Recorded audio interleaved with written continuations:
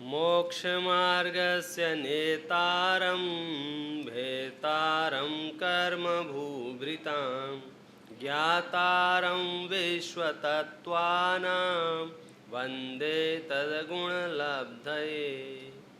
पक्षपातो न मे वीरे न द्वेषः कपिलादिषु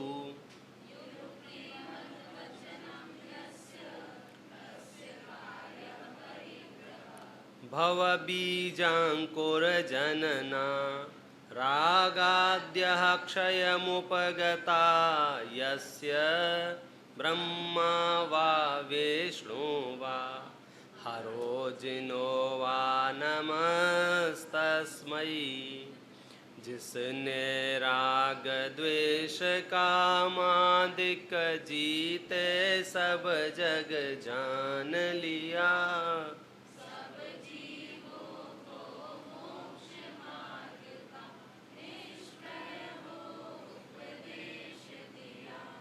बोध वीर जिन हरिहर ब्रह्म या उसको स्वाधीन कहो। भक्ति भाव से प्रेरित हो यह चित्त उसी में लीन रहो। आचार्य भगवान समंत भद्र देव द्वारा विरचित यह देवागम स्तोत्र है। यह स्तोत्र बहुत ही प्रसिद्ध स्तोत्र है। शिक्षा के स्तर पर, यूनिवर्सिटीज़ के लेवल पर, जहाँ जहाँ भी सरकार द्वारा जैन दर्शन विभाग है वहाँ वहाँ इस देवागम स्तोत्र को कोर्स में रखा गया है। इसका अपर नाम है आप्तमीमांसा। चूँकि हमने न्याय की परिभाषा पढ़ ली है, हमें समझ चुके हैं कि लक्षण कैसे बनाना चाहिए और न्याय का प्रयोजन भी क्या है। न्याय का प्रयोजन क्या है? परीक्षा करना। न्याय का प्रयोजन क्या है? परीक्षा करना। हमें न्याय की आवश्यकता ही इसलिए पड़ी है क्योंकि हम परीक्षा ढंग से नहीं कर पा रहे हैं। हम विचार तो करते हैं लेकिन निर्णय तक नहीं पहुंच पाते हैं। क्यों निर्णय तक नहीं पहुंच पाते हैं? क्योंकि हमारे पास न्याय नहीं है। हमारे पास बहुत से ऐसे विषय आते हैं जिनके बारे में हम सोचते हैं और निर्णय तक नहीं पहुंच पाते हैं। कदाचित निर्णय तक पहुंचते हैं तो उल्टे निर्णय तक पहुंच जाते हैं। जैसे आपके पास एक सब्जेक्ट आया कि रात्रि में भोजन नहीं करना चाहिए और आपने उसके ऊपर विचार किया और निर्णय क्या किया? ठीक है, कर लेते हैं।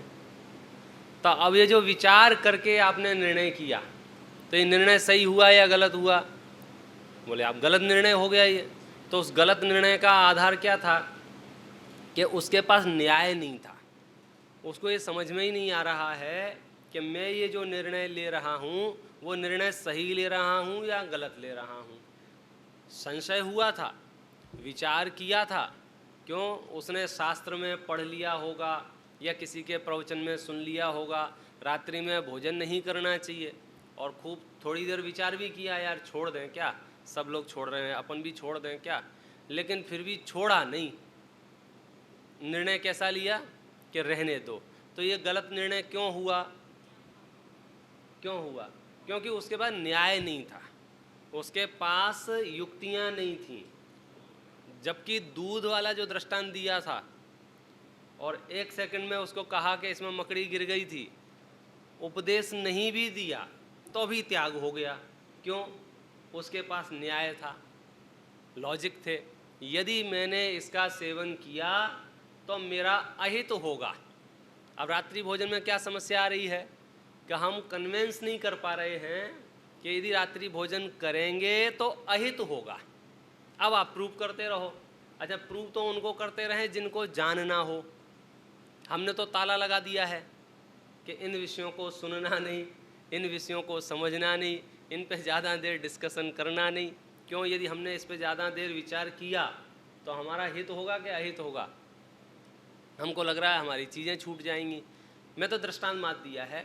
छोड़ना नहीं छोड़ना 2 पद्धति से होगा। एक तो मैंने कल कहा था ट्रेडिशन वाला, कोई विशिष्ट व्यक्ति बैठा हुआ है, उसके प्रेरणा से, उसके दबाव से या उसकी भावना से आप छोड़ सकते हैं। किसी महापुरुष का आपके घर में आगमन हुआ और योगानुयोग ऐसा बन गया, बोलो क्या नियम ले रहे हो, अच्छा बोलो साहब क्या चाहिए, तो ऐसे आपने ले लिया, तो कुछ नियम तो आपके पास किसी के दिए हुए हैं, चलते चलते ले लिए हैं, और कुछ नियम ऐसे हैं बहुत स्ट्रॉन्ग जो आपके खुद के हैं, जिसका निर्णय आपने खुद ने किया है, और उस निर्णय का आधार क्या था? तर्क और युक्ति। यहाँ पर लक्ष्य क्या है? यहाँ पर लक्ष्य है आप्त। क्या लक्ष्य है यहाँ पर? आप्त। अब हम लक्षण बना रहे हैं, तो पहले शुरुआत कहाँ से की? यहाँ से प्रारंभ किया, देखो मैं आप्त हूँ, मानो भगवान कह रहे हों खुद से देखो मैं आप्त हूँ। शिष्य ने पूछा आप आप्त क्यों हैं? तो उन्होंने जवाब दिया, मेरे पास देवों का आगमन होता है। तो ये अपना सामान्य वाक्य बन गया, जिसके पास देवों का आगमन होता है वह आप्त होता है। इस वाक्य में कौन सा दोष है? तो आपने जवाब दे दिया कि भाई इस वाक्य में अतिव्याप्ति है। कैसे है अतिव्याप्ति? कैसे है अतिव्याप्ति? क्योंकि देवों का आगमन तो हमने और भी जगह देखा है। पदमपुरा और तिजारा में तो देवागमन ही होता रहता है, हर तीसरा आदमी झूमता रहता है। और भी अलग अलग धर्म संप्रदायों के, लगभग हिंदुस्तान में हर धर्म संप्रदाय के कुछ लोग ऐसे हैं जिनके पास देवों का आगमन बना ही रहता है। किसी के पास शुक्रवार को आते हैं, किसी के पास मंगलवार को आते हैं, किसी को, अब मैं उसमें ज़्यादा नहीं जाना चाहता हूँ, नहीं अपना मूल विषय छूट जाएगा। अतिव्याप्ति हो गई ना। यदि हम इस कारण से देव आप्त मानेंगे, किस कारण से नमन भैया, कि इनके पास देव आते हैं, तो फिर वो हमारे पड़ोस में मोहल्ले में जो रामलाल कहता है मेरे पास भी देव आते हैं मंगलवार को, फिर वो श्यामलाल कहता है मेरे पास भी देव आते हैं, फिर वो बजरंगबली, आप समझे ना, उसकी एक लिस्ट इतनी लंबी हो जाएगी। तो फिर या तो सबको ही आप्त मानो, भाई मान लो उसको भी आप्त मान लो, उसको भी आप्त मान लो, ना ना ना ना ना ना, क्यों? सर्वेषाम आप्तता नास्ति, आगे एक छंद आएगा इसमें। सब आप्त नहीं हो सकते हैं। क्यों नहीं हो सकते हैं? क्योंकि ये आपस में विरोधी हैं।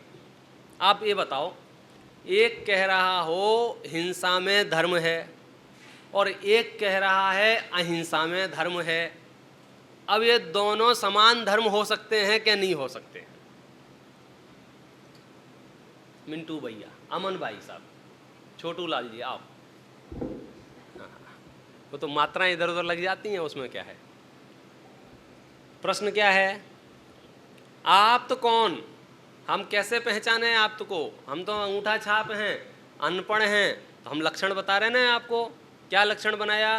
कि जिसके पास देवों का आगमन होता हो हम उसको आप्त कहेंगे। इस लक्षण में कौन सा दोष आया? कि इस लक्षण में अतिव्याप्ति नाम का दोष आया। अतिव्याप्ति नाम का क्यों दोष आया? क्योंकि देवों का आगमन तीर्थंकरों के पास भी हो रहा था, देवों का आगमन संसारी मनुष्यों के पास भी हो रहा था। तो जब हमने देखा संसारियों में भी उनकी व्याप्ति हो रही है ना, तो फिर हमारा काम नहीं चलेगा इस लक्षण से। दूसरा लक्षण बनाया, कौन सा? नभोयान, के आकाश में गमन होता है। अब तो ठीक है, इसमें कौन सा दोष आएगा? इसमें कौन सा दोष आएगा? इसमें भी अतिव्याप्ति दोष आएगा। कैसे?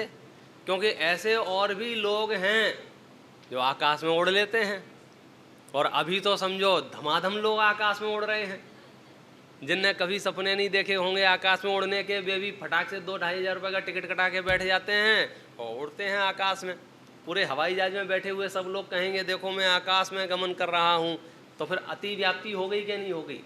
यहाँ हालांकि उस समय ये सब प्रसंग नहीं होंगे, तो उन्होंने जादूगरों का दृष्टांत दिया, मायावियों का दृष्टांत दिया। वे आपको एक बड़ी स्टेज पे दिखा देते हैं, देखो आदमी हवा में है, आकाश में वस्तु है, फल आकाश में है, व्यक्ति आकाश में है। तो बोले नभोयान में मजा नहीं आया। तो फिर और उन्होंने थोड़ा सा कहा कि चामर आदि विभूतयः, कि मेरे पास चमर आदि विभूतियाँ हैं। अब तो हमको भगवान मान लो।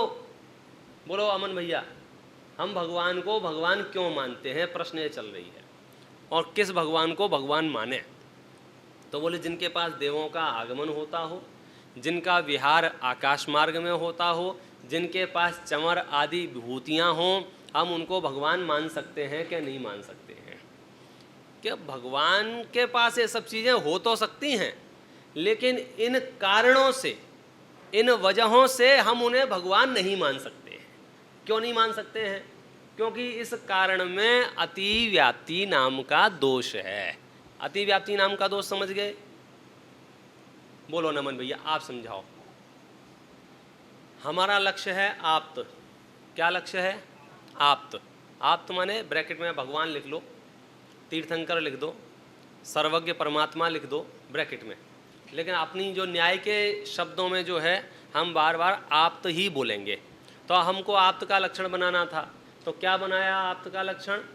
कि भैया जिनके पास देवों का आगमन होता हो, जिनका विहार आकाश मार्ग से होता हो, और जिनको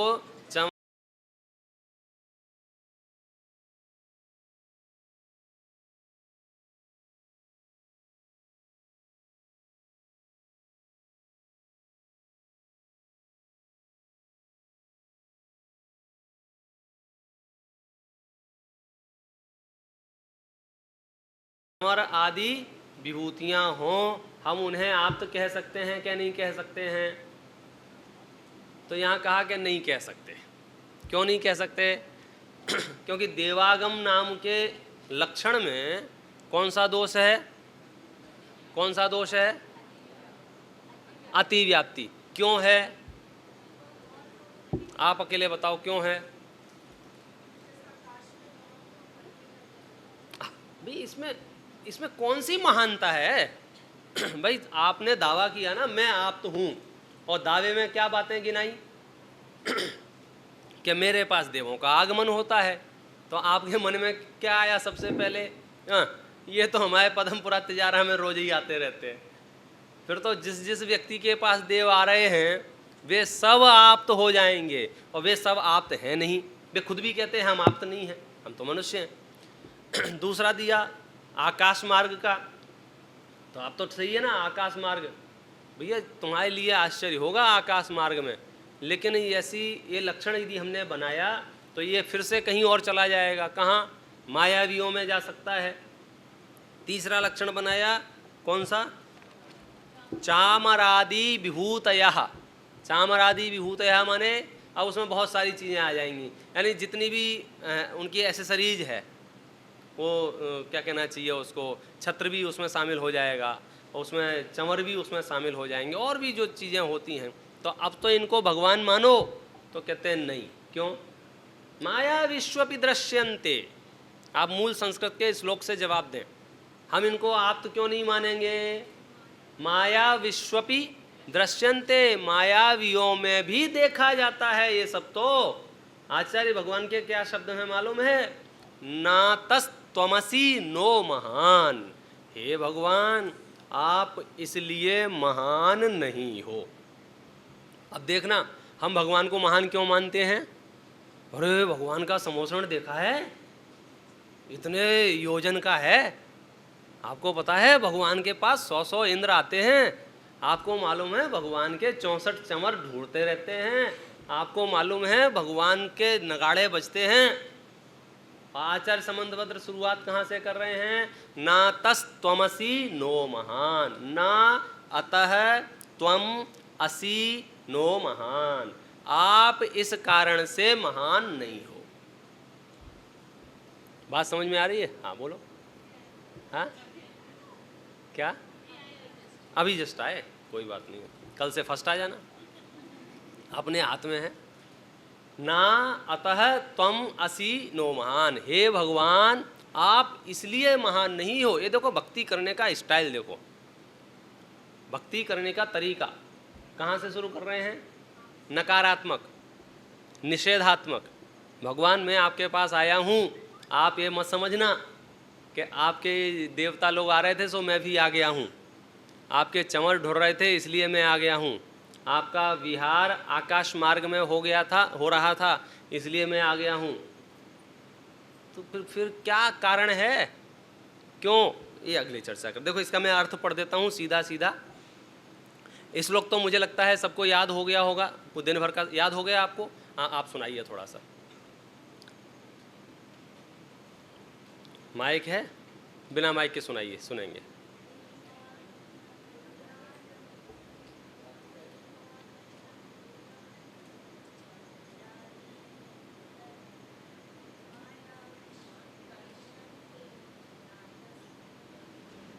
बहुत बढ़िया, सीधा सीधा है। इधर से भाइयों में सबको निलय याद हो गया? हाँ, अच्छे नंबर है। तुम्हारी आई क्या? है तुम्हारी अच्छे नंबर आए क्या? चेक कर लेंगे अभी 3-4 दिन में, मतलब सही आए कि फर्जी आए। श्लोक याद हो गए तो हम समझेंगे सही में होशियार हो, और श्लोक याद नहीं हुए तो फिर कहीं ना कहीं सेटिंग की होगी बाबू ने। खैर, बहुत सरल है, एक बार अपन उच्चारण कर लेते हैं ताकि आपको सरलता से समझ में आ जाए। देवागम नभोयान चामरादि विभूतयः माया विश्वपि दृश्यन्ते नातस्त्वमसि नो महान्। देखो, सबसे सरल लैंग्वेज वर्ल्ड में यदि कोई है तो उसका नाम है संस्कृत। इससे इजी दूसरी लैंग्वेज आज तक बनी नहीं है। ये मैं आपको बहला नहीं रहा हूँ, सच कह रहा हूँ। और इसके पीछे बड़ा कारण जो है, यदि आपको क्या कहना चाहिए, अक्षर मात्र का ज्ञान होना चाहिए। ये छोटा आ है, ये बड़ा आ है, ये का है, ये खा है, ये गा है, सिर्फ वर्णमाला आपको पता होना चाहिए। आप पढ़ सकते हैं। दूसरी भाषाओं में ऐसा नहीं है। जिसको पूरी ABCD आती हो ना, तो भी उसके सामने नया कोई शब्द रख दिया जाए तो उसका उच्चारण सही करेगा, इसकी कोई गारंटी नहीं है। क्यों? क्योंकि उसमें कुछ शब्द एक्स्ट्रा, अक्षर एक्स्ट्रा हो सकते हैं, कुछ साइलेंट हो सकते हैं। तो अब जब तक कोई गुरु ना मिले आपको कि इस शब्द को ऐसे बोला जाता है, तब तक आप उस शब्द को गारंटी से अशुद्ध बोलेंगे। क्यों? क्योंकि आप लगा ही नहीं पाएंगे आइडिया कि आप इसका उच्चारण कैसे करें। लेकिन संस्कृत के साथ ये प्रॉब्लम नहीं आएगी आपको। आपको अक्षर मात्र का ज्ञान है, बस आप पढ़ना शुरू कर दीजिए। एक भी अक्षर, एक भी मात्रा इसमें साइलेंट नहीं होगी, और नहीं लिखी होगी तो अलग से एक्स्ट्रा नहीं होगी। जो है सो है। सरल भाषा, ऐसा नहीं है मन में कुछ और, वचनों में कुछ और, क्रिया में कुछ और। सरलता का कारण ये है। बस इतना ध्यान रखना, यदि आधा अक्षर लिखा हो तो आधा ही बोलना। मामला कब बिगड़ता है संस्कृत में? लिखा आधा हो, आप पूरा बोल देते हो तो फिर लय भंग हो जाती है। जैसा लिखा है वैसा बोलें, बाधा नहीं आएगी। देखो, मैं इसका अर्थ पढ़ता हूँ। हे भगवान, आप हमारी दृष्टि में मात्र इसलिए महान नहीं हो कि आपके पास दर्शनार्थ देवगण आते हैं। ये किस शब्द का अर्थ किया है? देवागम। आपका गमन आकाश में होता है, ये किस शब्द का अर्थ है? नभोयान। और चमर छत्रादि विभूतियों से विभूषित हो। क्यों? क्योंकि ये सब तो किसमें? मायावियों में भी देखे जाते हैं। इसमें क्या महानता है? ये तो मायावियों में भी देखे जाते हैं। तो अब एक स्टेप आगे बढ़ के उन्होंने बात रखी, क्या? कि कोई बात नहीं है, हम दूसरे हेतु देते हैं। ऐसा हुआ नहीं है। देखो, मैं फिर से आपको याद दिला, ना भगवान ने बोला है ना आचार्य ने उनको जवाब दिया है। लेकिन ये देवागम स्तोत्र इसी शैली में लिखा है। मानो उनका संवाद चालू हो, डिस्कशन चालू हो, तो अगले श्लोक में उन्होंने एक नए कारण बताए कि सुनो सुनो सुनो, कि हमारा जो शरीर है, ये शरीर कैसा है? दिव्य है। क्या दिव्यता है इस शरीर में? क्या दिव्यता है शरीर में? इस शरीर को चीरोगे, फाड़ोगे तो मलमूत्र नहीं निकलेंगे। ऐसा नहीं है कि हम 5-6 दिन से नहाए नहीं हैं तो बदबू आने लग जाए, फिर हमको वो छिड़काव, कीटनाशक का छिड़काव करके बाहर निकलना पड़े। पता ना, कीटनाशक जो होते हैं, स्प्रे, क्या? हाँ, क्योंकि बदबू वाले जीव अगर जिंदा रहेंगे तो फिर हम में से खुशबू के। दिव्य शरीरों की ये समस्या नहीं है। दिव्य शरीर में पसीना नहीं आएगा, दिव्य शरीर में बदबू नहीं आएगी। दिव्य शरीर में, इसमें लिखा है कि भाई हमारे अंतरंग और बहिरंग मलों का नाश हो गया है। ना तो अंदर कोई गंदगी बची है ना बाहर कोई गंदगी। ऐसा दिव्य शरीर है हमारे पास। अब तो हमको महान मानो अथवा इस कारण से तो आप्त मानो। आप्त का दूसरा लक्षण क्या बनाया? शरीर की दिव्यता। तो अब बोलो शरीर की दिव्यता बनाने में क्या दोष है, उसको बाद में पढ़ेंगे। एडवांस में इतनी चर्चा कर लेते हैं कि श्लोक पढ़ते ही समझ में आ जाए। 3 कारण फेल हो चुके हैं। कौन कौन से 3 कारण फेल हो गए हैं? ये ब्लैक बोर्ड है, पता है ना? हाँ, यहाँ आप तो लिखा हुआ है। एक कारण देवागम, दूसरा कारण नभोयान, तीसरा कारण चामरादि विभूतयः, चौथा कारण अध्यात्मं बहिरप्येषः विग्रहादि महोदया। हे महोदय, आपका शरीर अंदर और बाहर से पवित्र है, एकदम फ्रेशनेस है, कोई गंदगी नहीं, बिना नहाए भी समझो यत्ते समानम अपरम नहीं रूपमस्ति। भक्तांबर में ऐसा लिखा हुआ है कि हे भगवान, आपके समान विश्व में दूसरा कोई शरीर का आकार, ऐसा दिव्य सौष्ठव शरीर किसी का नहीं है। बोलो अब तो सही है ना? अब क्या दिक्कत है बताओ भाई? मैं आप्त हूँ अथवा फलाने आप्त हैं अथवा ये आप्त हैं, क्यों? क्योंकि इनका शरीर दिव्य है। तो शरीर की दिव्यता से आप्त माना जाए कि नहीं माना जाए? क्या दोष आएगा और कैसे दोष आएगा बताइए? 3 ही है अपने पास दोष, चौथा पांचवा मत ले आना। 3 ही। कौन सा? अव्याप्ति, अतिव्याप्ति और असंभव। बोलो कौन सा दोष आएगा? दिमाग चल रहा है कि सरल करूं? कठिन तो नहीं है? पक्के में बालकनी तक सबको समझ में आ रहा है? बोलो भाई। अव्याप्ति। ठीक है भाई। किसने बोला अव्याप्ति? किसने? हाँ, अक्षत भाई बताइए क्यों है अव्याप्ति?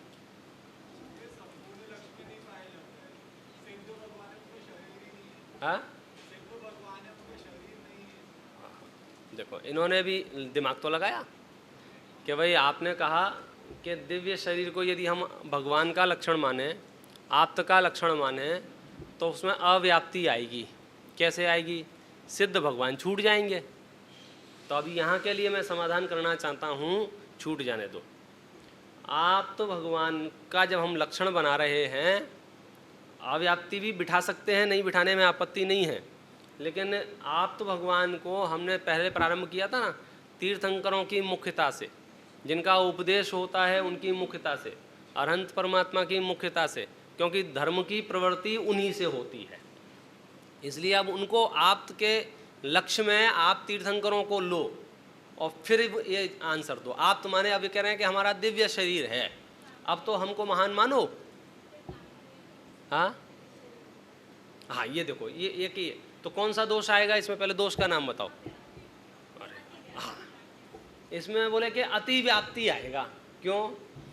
क्योंकि भाई साहब देवगति के देवों का भी शरीर दिव्य होता है। वे कोई घर में शौचालय बनवाते हैं, बाहर नहीं जाएं, जरूरत ही नहीं है। उनके शरीर में से भी उनको जब बाहर निकलते ना, घूमने जाना हो नंदनवन आदि, तो कीटनाशक का छिड़काव करके नहीं निकलते हैं, क्योंकि उनके दिव्य शरीर है। पसीना नहीं आता है, मतलब उनको जो कुधातुएं जो होती हैं किसके? देवगति की। अगर हम आपकी शरीर की दिव्यता से भगवान आपको मानेंगे तो क्या दिक्कत आएगा?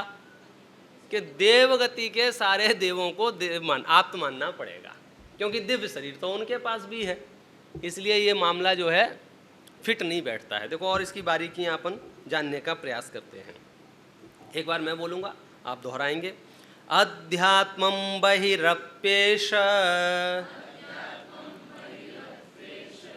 विग्रहादि महोदयः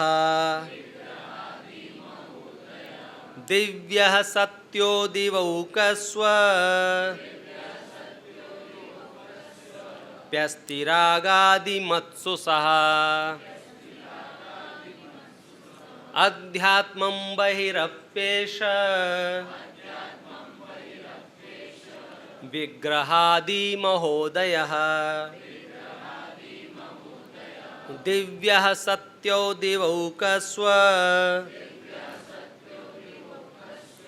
प्यस्तिरागादिमत्सुसः। समझ में आया? इस श्लोक की जो न्याय के श्लोक होते हैं उनको कारिका बोलते हैं। क्या बोलते हैं? कारिका। ये दूसरे नंबर की कारिका में देखो क्या लिखा है, अध्यात्मम बहिरप्येषः विग्रहादि महोदया। हे महोदय, हे महाभाग, हे भगवान, ये बात ठीक है कि पहले जो कारण बताए थे वे तो मायावियों में भी पाए जा रहे थे, इसलिए उन कारणों को रिजेक्ट कर दिया गया, फेल हो गए वो कारण। तो जो कारण मायावियों में नहीं पाए जाते हैं उन कारणों को सुनो। कौन सा कारण बताया? कि हमारा जो शरीर है वह अंतरंग और बहिरंग मलों से रहित है। अध्यात्मम बहिरप्येषा, भीतर और बाहर कैसा है? विग्रहादि महोदया, कि ये जो दिव्यता है शरीर की, दिव्य, हमारा शरीर जो है वो दिव्यता लिए हुए है, तब तो महान होंगे क्या नहीं होंगे? तो बोले नहीं, रागादि मत्सुसहा, कि जो रागादि से युक्त देवता हैं उनमें भी तो दिव्य शरीर पाया जाता है, उनके भी तो शरीर की दिव्यता पाई जाती है। तो बोले भगवान इसमें तो अतिव्याप्ति नाम का दोष आ रहा है। क्या कर रहे हैं मालूम अपन? ये छोटा मोटा काम नहीं चल रहा है, ऑपरेशन स्टार्ट हो चुका है, बीच में छोड़ के गए तो आपका नुकसान हो सकता है। टारगेट क्या है अपना? आप्त मीमांसा। आप तो भगवान की मीमांसा, मतलब इससे बड़ा कोई काम नहीं हो सकता है लाइफ में आपकी। अगर ये निर्णय हो जाए कि यही आप्त हैं, आपकी लॉटरी खुल गई, फिर आप दर दर की ठोकरें नहीं खाओगे, फिर आप अंधविश्वास के लपेटे में नहीं आओगे, फिर आपको कोई भी बेवकूफ़ नहीं बना सकता है। क्यों? क्योंकि अब आपके सारे निर्णय न्याय आधारित निर्णय होंगे। आप जब निर्णय करोगे तो उसका आधार न्याय होगा, तुला होगी, तराजू आपके पास है। कौन सी तराजू? कि हम जो लक्षण बनाएंगे उस लक्षण में अव्याप्ति, बोलो दूसरा, अतिव्याप्ति, तीसरा असंभव दोष नहीं आना चाहिए। अब मैं कहता हूँ मनुष्यों को लाओ, लक्षण बनाया विषाण, विषाण माने सींग, सींग सींग, तो आप क्या होगे? क्यों टाइम खराब करवा रहे हो? ये तो असंभव है भाई साहब, असंभव है। अच्छा मनुष्यों को लाओ जो काले काले हैं, उनको मनुष्य बोलते हैं, तो क्या होगा? अफ्रीका के ले आओगे, बाकी एशिया के छोड़ के आ जाओगे, अव्याप्ति हो गई ना। अच्छा फिर कहोगे कि बाल जिनके हों उनको ले आओ, तो क्या होगा? सुअरों को भी उठा लाओगे। मतलब इनमें अव्याप्ति अतिव्याप्ति दोष आते रहेंगे। लक्षण कैसा होना चाहिए? निर्दोष। यहाँ लक्ष्य क्या है? आप्त। यहाँ लक्ष्य क्या है? आप्त। पहला लक्षण क्या बनाया? देवागम। पास हुआ कि फेल हुआ? रिजेक्ट या सिलेक्ट? रिजेक्ट। कॉन्फिडेंस देखो आप लोगों का, सामान्य कथन नहीं है ये। हमने जब बालबोध पाठमालाएं पढ़ाई हैं तो हमने भगवान की विशेषताओं में ये बातें बताई हैं कि भगवान कैसे होते हैं, जिनका समोशरण लगता है, जिनके चंवर ढुरते हैं, जिनके आकाश से पुष्प वृष्टि होती है, जिनका गमन आकाश में होता है, ये हमने सिखाया है। और आज हम क्या सिखा रहे हैं आपको? रिजेक्ट।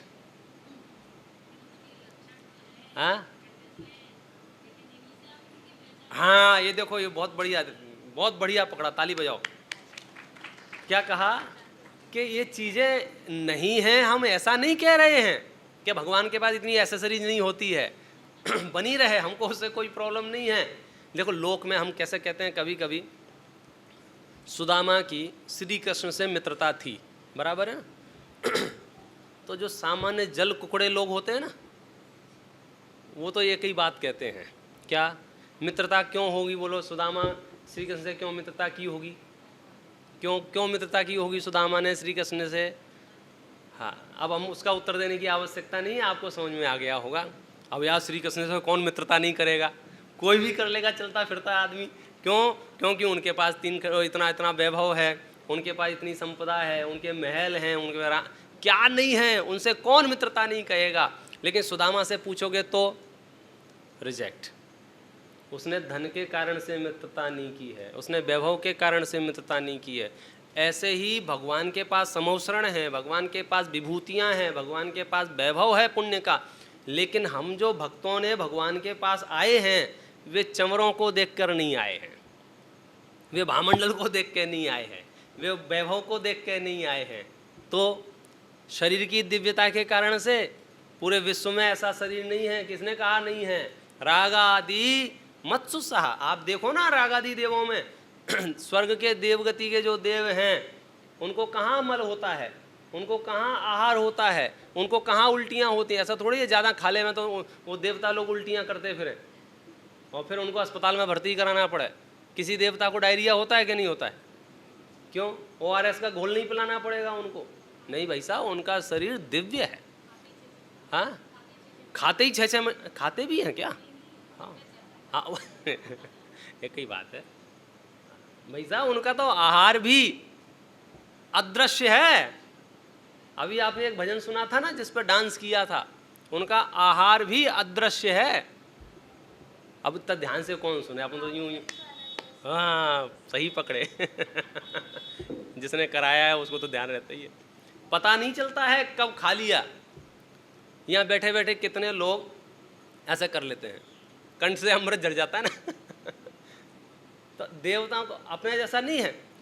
क्या कहना चाहते हैं कि आप जो शरीर की दिव्यता के कारण से हमारे ऊपर दबाव डाल के कहना चाहते हो कि हम इसलिए आप हैं क्योंकि हमारा शरीर दिव्य है, तो हमारा जवाब क्या रहा? हाँ या ना? बोलो भाई, हाँ या ना? ना, हम आपको इसलिए महान नहीं मानते हैं क्योंकि आपका शरीर दिव्य है, इसमें अतिव्याप्ति नाम का दोष है। आगे कोई बात नहीं है, भगवान भी भगवान हैं आखिर, उनके पास लॉजिकों की कमी है क्या? एक और लॉजिक देते हैं और ये थोड़ा दमदार है, वजनदार है, सावधानी से सुनना। इसको मैं पहले पढ़ता हूँ श्लोक, बाद में अर्थ करेंगे। तीर्थकृत समयानां च परस्पर विरोधितः सर्वेषामाप्तता नास्ति कश्चिदेव भवेत् गुरुः।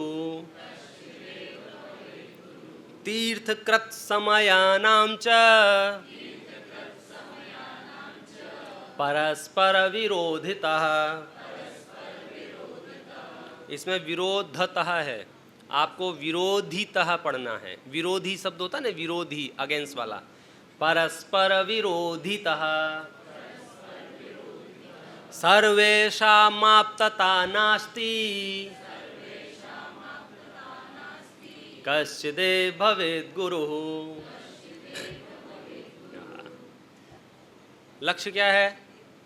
लक्ष्य क्या है? आप्त। लक्षण क्या क्या बनाए? 4 लक्षण फैल हो चुके हैं।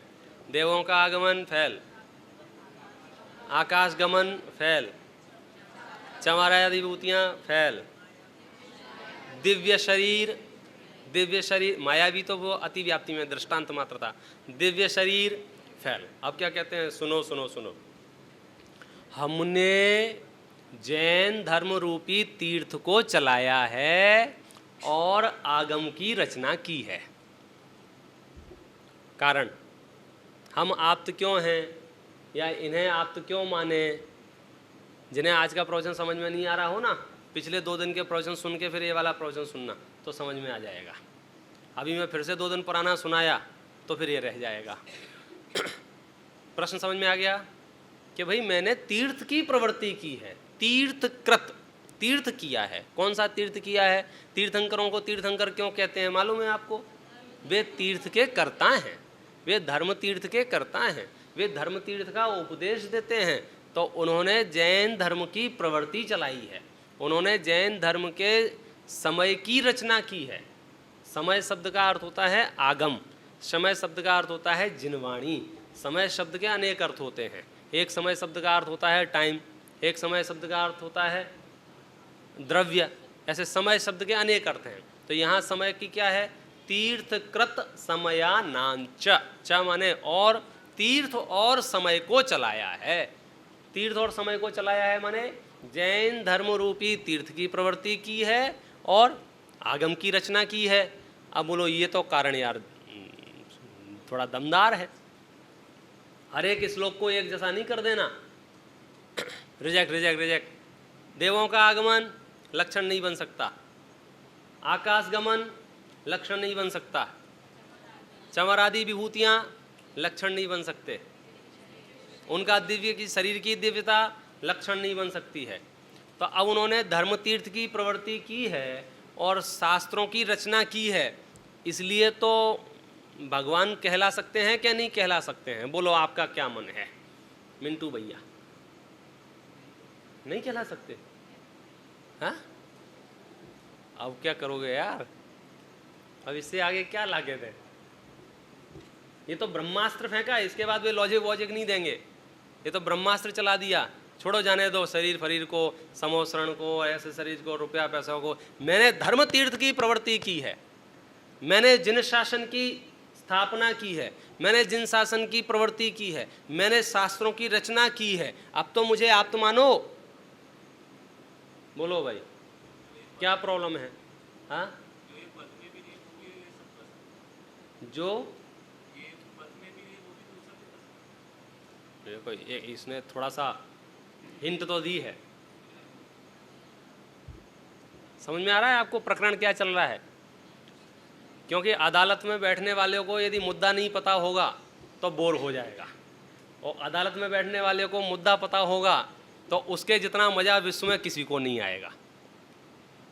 हाँ, क्या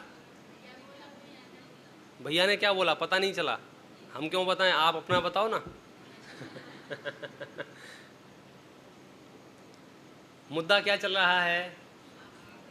हम सब मिलकर यह निर्णय करना चाहते हैं कि किस भगवान को पूजें, किस भगवान को मानें, किस भगवान का अनुसरण करें। क्यों?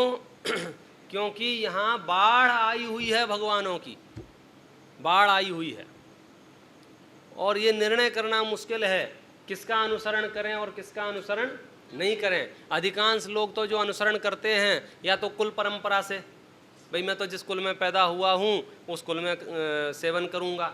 कुछ लोग अपने धर्मगुरु के दबाव में, कुछ लोग किसी पुस्तक के दबाव में। हमने यहाँ क्या निर्णय किया था शुरुआत में?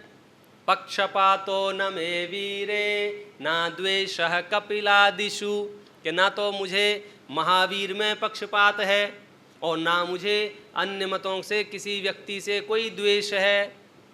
फिर आप किसकी बात मानोगे? युक्ति मत वचनम यस्य तस्य कार्यः परिग्रह। जिसके भी वचन युक्ति युक्त होंगे हम उसकी बात स्वीकार करेंगे। बाहर क्या तमाशा चल रहा है जगत में? बाकी के धर्मगुरुओं में और आचार्य संबंधभद्र में क्या अंतर पता चल रहा है? बाकी के धर्मगुरु धमकाते हैं, हम जो कह रहे हैं वो मानो और दूसरा जो कह रहा है वो मत मानो। फलाने की बात सुनो और फलाने की मत सुनो। हम क्या कह रहे हैं? युक्ति मत वचनम यस्य तस्य कार्यः। बड़ी बड़ी मंचों से ये फरमाया जाता है, इनके यहाँ जाना नहीं, इनको सुनना नहीं, इनको पढ़ना नहीं। हम क्या कह रहे हैं? तुम्हें विश्व में जहाँ जगह मिले वहाँ जाओ, वहाँ पढ़ो, वहाँ सुनो। भाई किसकी बात माने? युक्ति मत वचनम यस्य तस्य कार्यः पर। ये जैन दर्शन की उदारता है, और ये जैन अनुयायी संकीर्णता में फंसते जा रहे हैं। वे अपनी अपनी अलमारियों में अपने अपने शास्त्र बंद करने लग गए हैं। तुम हमारा नहीं पढ़ना, हम तुम्हारा नहीं। क्यों? वो भयभीत हो गए हैं। भाई भयभीत कौन होता है? खास करके अंधविश्वासी लोग। क्यों? अंधविश्वास का आधार ही ये है। और वो पता है आपसे क्या प्रश्न कहेंगे? तुमको हमारे ऊपर भरोसा नहीं है। तो आपको उतना कॉन्फिडेंस होना चाहिए संबंधभद्र आचार्य जितना। मैं आचार्यों के हवाले से बात कह रहा हूँ, अगर डायरेक्ट बोलूँ तो अभी मेरे को अरेस्ट कर लिया जाए। बोले क्या भड़का रहे हो लोगों को? बोलो भड़का रहे हैं कि शांत कर रहे हैं? ये जिसके पास न्याय हो उसको समझ में आएगा। ये सामान्य सी बात है। आप मेरी दुकान पे आए, सोने चांदी की दुकान है, आपने सिर्फ इतना पूछा भैया ये कितने कैरेट का है, 22 का 18 का, और मैं आपको जवाब दूं आपको मेरे पे भरोसा नहीं है, तो आप क्या कहोगे? बोलो। कुछ कह पाओ ना कह पाओ, अगली बार के लिए कान पकड़ लोगे यार, इनके चक्कर में मत पड़ो। बताते ही नहीं है माल 18 का है कि 22 का है कि 23 का है, वापस करेंगे तो कितने में जाएगा, अरे जब लाओगे तब ले लेंगे ना, क्या करना है आपको, ले जाओ आप तो। अरे यार नहीं, थोड़ा और प्रेशर करें तो फिर क्या धमकी देते हैं, आपको हमारे ऊपर भरोसा नहीं है, ये ब्रह्मास्त्र फेंक देते हैं। अब जब सामने वाला कभी ऐसा कह दे ना कि आपके ऊपर हमारे ऊपर भरोसा नहीं है, तो आपके प्रश्नोत्तर समाप्त हो जाते हैं। अब आप प्रश्न नहीं कर सकते हैं, क्यों? जैसे ही प्रश्न करोगे आपको किस खाते में डाल देंगे, शंका करने वाले के खाते में डाल देंगे। और हमारा धर्म कैसा है, निशंकित अंग का धर्म है। धर्म का लक्षण क्या है, अंग का पहले ही अंग है निशंकित होना चाहिए। तो निशंकपना कैसे आएगा, मुझे ये बताओ। निशंक कौन रहता है, ज्ञानी निशंक रहता है कि अज्ञानी निशंक रहता है? अच्छा एक बताओ, जो बालक ने अभी अभी जन्म लिया है, अभी अभी जन्म लिया है और 2-4 महीने हो गए समझो, खेलते खेलते एक दिन उसने आग को हाथ लगा लिया था और जल गया था, और ये कैसा 10 वर्ष का बालक होता है, हो सकता है जिसके संयोग में कभी आग नहीं आई हो। तो दोनों में से आग के मामले में निशंक कौन है? जिसने परीक्षण करके जाना है वो, या जिसने किताब? दोनों ही जवाब एक जैसा है। 10 वर्ष के बालक से वो अग्नि कैसी होती है, बोले गरम, और 6 महीने के बालक से पूछा मतलब उसने की भावना क्या है उसकी, बोले गरम। उत्तर एक जैसा है, फिर भी निशंकितपना किसका है, कि जिसने छू के देखा है। तो ऐसे ही असली निशंकित तो वे ही रह पाएंगे जो परीक्षा करके निर्णय करेंगे। किसकी परीक्षा कर रहे हैं ऋषभ? किसकी परीक्षा, एग्जाम चालू है, किसके? किसके? आप्त के। लेने वाला कौन है? कौन? आचार्य समंतभद्र। आपस में चलने दो, अपन क्या को बीच में पढ़ो। वे जो निर्णय करें सो मान लेंगे, क्योंकि आपने अगर ये कह दिया ना कि हम ले रहे हैं, तो आधे लोग तो वैसे ही आपको भगा देंगे, भगो यहाँ से, तुम कौन होते हो आपकी परीक्षा लेने वाले? मैं संगी पंचेंद्रिय जीव, मोक्ष मार्गी मुमुक्षु हूँ, मैं बिना परीक्षा किए स्वीकार नहीं करता। क्या प्रश्न है? चलो कोई बात नहीं, छोड़ो, जाने दो देवों के आगमन को, जाने दो आकाश गमन को, जाने दो चामरादि विभूतियों को, जाने दो दिव्यता शरीर की। हमने धर्म तीर्थ की प्रवृत्ति कराई है, हमने ग्रंथों की रचना की है, इसलिए तो हम आप्त हैं। बोलो भाभी, क्या जवाब है आपका? आंसर दो। आपके मन में क्या आ रहा है वो बोल दो।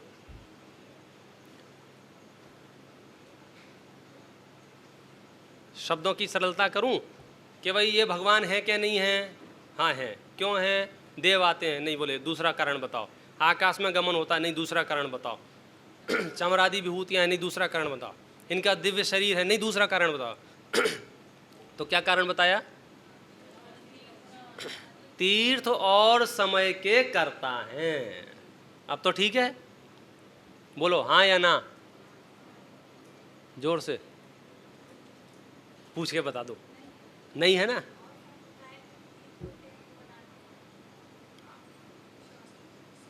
बोलो आपका क्या मत है, वोट डालो।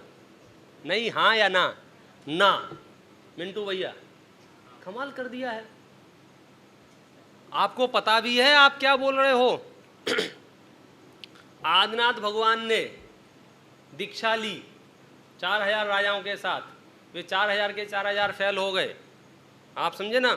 और उन्होंने अपने खुद के पुरुषार्थ से केवल ज्ञान रूपी लक्ष्मी को प्राप्त किया, आप समझना।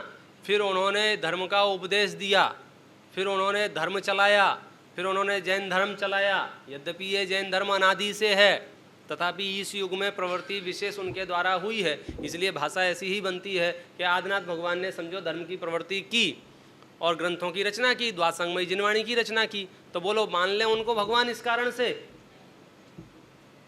क्यों, क्या आपत्ति आई? जैसे से गर्दन हिला रहे हो। अमन भैया बताओ क्या प्रॉब्लम है?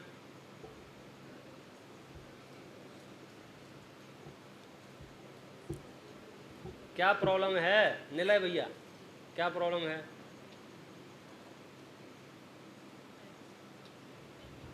अच्छा चल क्या रहा है ये तो पता चल रहा है ना।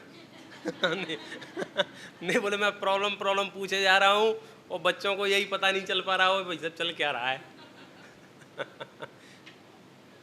यहाँ हम परीक्षण कर रहे हैं, ट्राई कर रहे हैं, टेस्ट कर रहे हैं, निर्णय करने की कोशिश कर रहे हैं, क्योंकि कुछ लोग तो थक गए हैं निर्णय करने से, तो उन्होंने तो क्या जवाब दिया, अरे यार माथा मत खाओ सब एक ही है,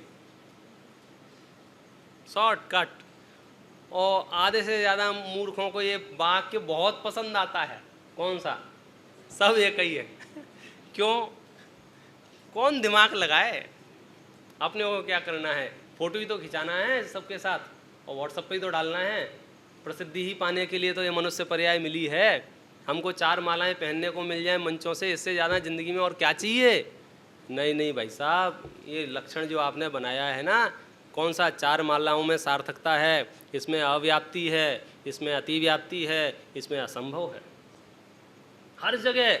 अब तो ऐसा हो जाएगा ये 3 दोष है ना आपके पग पग पर काम आएंगे हर एक वाक्य में।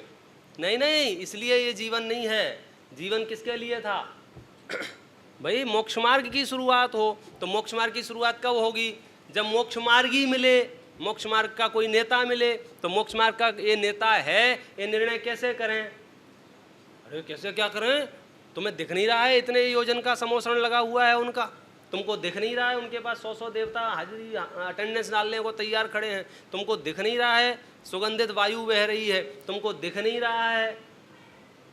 तो आपने क्या जवाब दिया, हमें सब दिख रहा है, लेकिन भाई साहब ऐसी व्यवस्थाएं या ऐसा आकर्षण तो मायावियों में भी देखा जाता है, ऐसा आकर्षण तो ऐन्द्रजालिकों में भी देखा जाता है। हाँ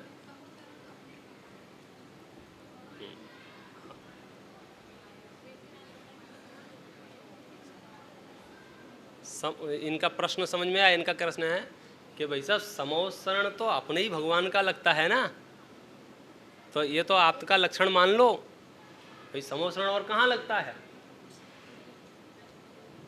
अभी हिंदुस्तान में कितने समोसरण हैं बोलो, कितने समोसरण हैं हिंदुस्तान में, है? ये देखो, इसने तो बोले शंकराचार्य यहाँ बैठे हैं वहाँ भी समोसरण लगा हुआ है, जहाँ जाकिर नाइक भाषण देता है वहाँ भी समोसरण लगा हुआ है। बोले क्या बेवकूफ़ हो क्या तुम, किसकी सभा को क्या कह रहे हो, कि भाई साहब सुनो, ये परीक्षा का विषय है, यहाँ पर आप अपने पूर्वाग्रह, अपनी आस्थाएं, अपनी संकीर्णताएं अगर बीच में डालोगे तो आप परीक्षा ही नहीं कर पाओगे। समोसरण अर्थात धर्म सभा, समोसरण अर्थात धर्म सभा। अब वो डिजाइन कैसा है, उसका क्या कहना चाहिए, कंस्ट्रक्शन कैसा है, वो एक अलग है। हमारे ग्रंथों का जो समोसरण का आकार है बहुत ही दिव्य है, बहुत ही दिव्य। देवो पुनीत है तो दिव्य तो होगा ही। और दूसरे जो धर्म सभाएं हैं, जैसे ये क्या है, ये भी समोसरण है। क्या बात कर रहे हो भाई, धर्म सभा को ही तो समोसरण कहते हैं। आप दिगंबरों के समोसरण की रचना देखो, श्वेतांबरों के समोसरण की रचना देखो, थोड़ा सा अंतर मिलेगा, दूसरों की धर्म सभाओं के और अंतर मिलेंगे। इसलिए इसमें ज़्यादा दम नहीं है। किसमें समोसरण होता है, जो प्रज्ञा जी का उत्तर ध्यान रखना आप सब लोग, कि हाँ हम इतने लक्षणों का निषेध करने नहीं बैठे हैं, नहीं घर जाके बताओ कुछ नहीं होता है। न समोसरण होता है न चमोर, कुछ नहीं, ऐसा नहीं है, सब होता है, सब होता है। उनका पुण्य की विभूति ऐसी ही होती है, लेकिन इस कारण से नहीं। एक दृष्टांत दिया ना, जैसे कोई मित्रता करे तो लोग कल्पना करके क्या निर्णय लें अलग बात है, लेकिन जो मित्रता करता है उसी को पता रहता है कि मैंने मित्रता किस कारण से की है। उसका कोई तो कारण खुलासा कर देते हैं कि हम इतना स्नेह आपसे क्यों करते हैं, हम इतना राग आपसे क्यों करते हैं, तो उसका कारण आपको पता भी चल सकता है। धन कारण हो सकता है, शरीर कारण हो सकता है, वैभव कारण हो सकता है, प्रॉपर्टी कारण हो सकता है, सबके अलग अलग कारण हो सकते हैं। लेकिन बोले कि यहाँ बात चल रही है लक्ष्य की। कौन से लक्ष्य की? आप्त के लक्ष्य की बात चल रही है। तो हमने निर्णय किया, कहाँ तक पहुँच गए कि जिन्होंने धर्म तीर्थ की प्रवृत्ति की है, जिन्होंने मोक्ष मार्ग चलाया है, जिन्होंने शास्त्रों की रचना की है, उनको तो भगवान मानो। मान लें कि नहीं मान लें? सुनो, इसी से पढ़ते हैं। तीर्थ कृत समया नाम चा, तीर्थ और समय के आप करता हैं। यदि इसलिए हम भगवान आपको मानेंगे तो क्या होगा? परस्पर विरोधिता। समय माने आगम, समय माने शास्त्र, समय माने शास्त्रों की रचना। यदि हम ऐसा मानेंगे तो उसमें विरोध आएगा। किसमें विरोध आएगा? परस्पर विरोधता। क्यों? क्योंकि सभी धर्म वाले, सभी मत वाले, सभी संप्रदाय वाले ये कहेंगे हमारे गुरु तीर्थंकर हैं। क्यों? इन्होंने तीर्थ चलाया है, इन्होंने ग्रंथों की रचना की है। फिर क्या होगा? जीसस भी आप तो होंगे। क्यों? जीसस ने भी धर्म चलाया है और ग्रंथ की रचना की है। फिर क्या होगा? खुदा भी आप तो होंगे, क्योंकि उन्होंने भी धर्म चलाया है, उन्होंने भी ग्रंथ की रचना की है। फिर क्या होगा? आप समझ गए अब क्या प्रॉब्लम आने वाली है? इतने सारे आप तो हो जाएंगे। कितने आप तो हो जाएंगे टोटल? ओशो भी आप तो होगा। क्यों हो जाएगा ओशो आप तो? नाम सुना है कि नहीं सुना है? बहुत बढ़िया नाम है। आप तो हो गया कि नहीं हो गया? क्यों हो गया? क्योंकि उसने धर्म चलाया है, अपना तीर्थ चलाया है और रचना की है। आपके शास्त्र हैं, एक से एक बढ़िया शास्त्र हैं। क्या बात कर, बढ़िया माने संख्या में अधिक है। हाँ, बढ़िया का मतलब हर जगह एक ही अर्थ नहीं होता है। भयंकर गर्मी पड़ रही है, डरावनी गर्मी पड़ रही है, ऐसा नहीं, ज़्यादा गर्मी पड़ रही। सुनो, वापस आओ। तीर्थ कृत समया नामचा, तीर्थ और शास्त्रों के कर्ता होने से यदि हम आपको आप्त मानेंगे तो बहुत से आप्त हो जाएंगे। तो आप कहोगे हो जान दो ना यार, तुमको जलस क्यों हो रही है? दूसरा आप्त हो जाएगा तो तुमको ईर्ष्या क्यों होती है कि यही आप्त हैं? प्रश्न समझ में आ रहा है? नहीं आया? फिर से 2 मिनट में समापन करेंगे अपन। बच्चों, बहुत बढ़िया चीज चल रही है, ध्यान से सुनना। यही आप्त हैं। क्यों आप्त हैं? क्योंकि इन्होंने तीर्थ और समय को चलाया है। ठीक है भाई, मान लिया। हमने क्या उत्तर दिया? नहीं नहीं, यदि हम ऐसा मानेंगे तो एक प्रॉब्लम आ जाएगी। क्या प्रॉब्लम आ जाएगी? बहुत सारे आप्त हो जाएंगे। क्यों? क्योंकि सब नहीं, लगभग हमारा ही मूड सनक जाए, कल के दिन हम नया निर्मल बाबा भी आप तो हो जाएंगे, क्योंकि उन्होंने अपना एक खोल लो अपने अपने बटुए और यहाँ से हम कृपा भेजेंगे तो वे भी आप तो हो जाएंगे। और कौन कौन आप तो हो जाएगा? बोलो, एक एक नाम बता दो तो अपनी लिस्ट थोड़ी बढ़ जाएगी। बोलो कौन कौन आप तो हो जाएगा? हाँ, सत्य साई, जीसस क्राइस्ट और रामदेव बाबा और गुरु नानक देव। बहुत बढ़िया, ये बच्चा बहुत होशियार है। और गुरु गोविंद सिंह और सत श्री अकाल वाले हो क्या? कोई बात नहीं, बच्चे मन के सच्चे। तो बोले बहुत सारे आप तो हो जाएंगे। तो भाई साहब क्या समाधान दिया? क्या हो जाने दो ना सबको, आप तो सबको भगवान मान लो ना। क्या प्रॉब्लम है? आप ये जिद क्यों करते हो कि ये तो भगवान है और ये भगवान नहीं है? सबको आप मान लो, तुम तो सबको आप मान लो। बोलो सबको आप मान सकते हैं? लिख रहे हैं सर्वेशाम आप्तता नास्ति, सब में आप्तपना नहीं हो सकता है। वाय? तर्क पहले मांगना, बात बाद में स्वीकार करना। क्यों नहीं हो सकता है सब में आप्तपना? क्यों? ऊपर हेतु दिया था, परस्पर विरोधिता। अगर ये सब आप तो होते तो सब एक जैसी बात कहते, ये भी आप तो होते, ये भी आप तो होते, ये भी आप तो होते, तो सब आप तो होते माने सर्वज्ञ होते, परमात्मा होते, अंतर्यामी होते। मैं भी अंतर्यामी हूँ, ठीक है, और मेरे बाजू में दूसरा एक धर्मगुरु बैठा है, वो भी अंतर्यामी है। यहाँ तीसरा धर्मगुरु बैठा है, वो भी अंतर्यामी है। अब ये तीनों अंतर्यामी हैं, अब तीनों अलग अलग बात कहेंगे कि एक ही बात कहेंगे? तीनों अंतर्यामी हैं तो तीनों के उत्तर एक आएंगे कि अलग अलग आएंगे?